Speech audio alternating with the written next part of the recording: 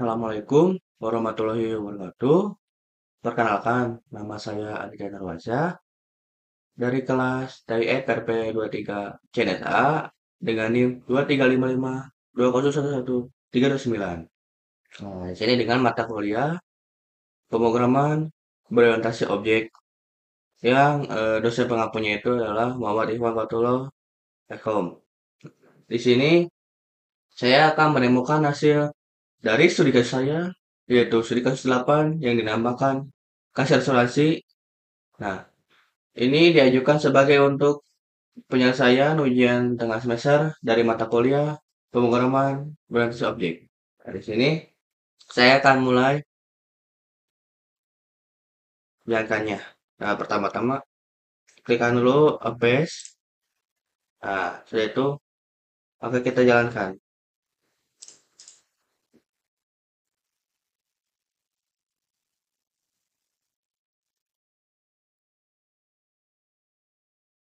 Ketika sudah seperti ini, nah untuk ingin melihat dari si kasih asuransi, saya hanya bisa lihat dari di database yang sudah masuk atau tidak begitu. Nah, di sini saya hanya akan menambahkan eh, nasabah plus dan klaimnya saja di sini. Nah, pertama-tama saya klikkan satu untuk menambahkan nasabah. Nah, ID-nya apa? Nah, masukkan ID-nya itu adalah dua. Masukkan nama misalnya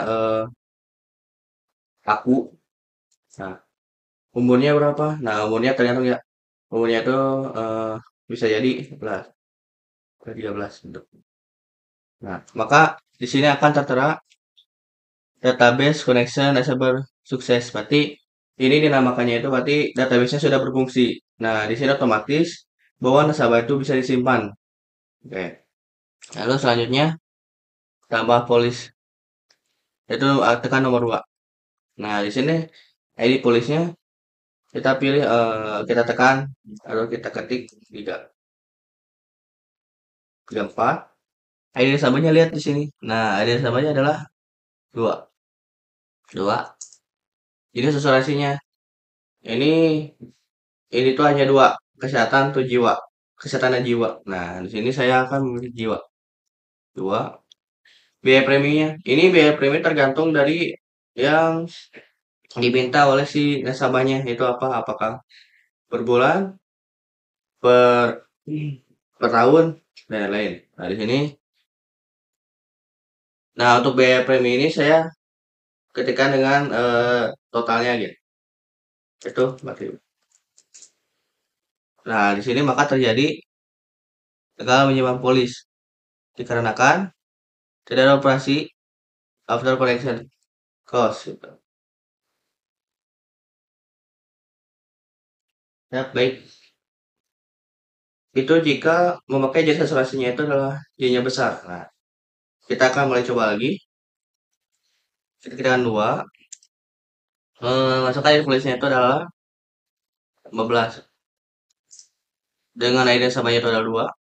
Jadi sesuainya adalah jiwa. Dengan biaya preminya adalah 4.000. Nah, maka hasilnya itu adalah database connection enable successful. Berarti jika jenis asuransinya C-nya kecil, itu maka notifikasinya itu akan berhasil. Gitu. Jadi si polisnya berhasil disimpan. Nah, jika terjadinya J-nya besar, maka hal yang dijadikan itu adalah yang si database-nya itu tidak akan bisa dioperasikan. Nah, seperti itu. Lalu selanjutnya adalah tambahkan klaimnya. 3. ID klaimnya kita masukkan 17. Nah, ID polisnya lihat dari sini ya. Nah, itu 15.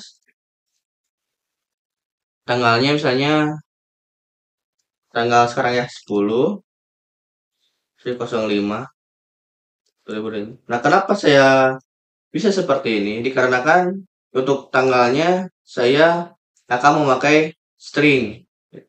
Seperti itu. Harusnya date, namun saya akan memilih string. Nah, itu maka seharusnya ini diproses. Nah, Tuh.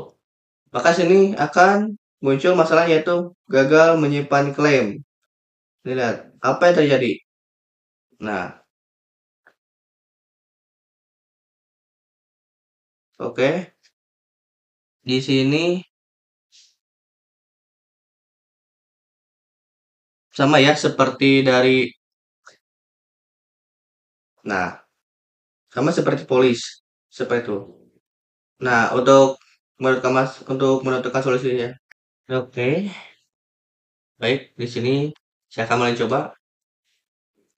Masukan iklimnya itu adalah saya kasih masukan 30. ID polisnya itu adalah 15. Tanggalnya itu tanggal sekarang.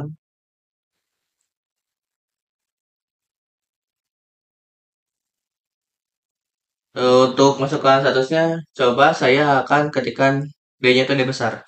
Di,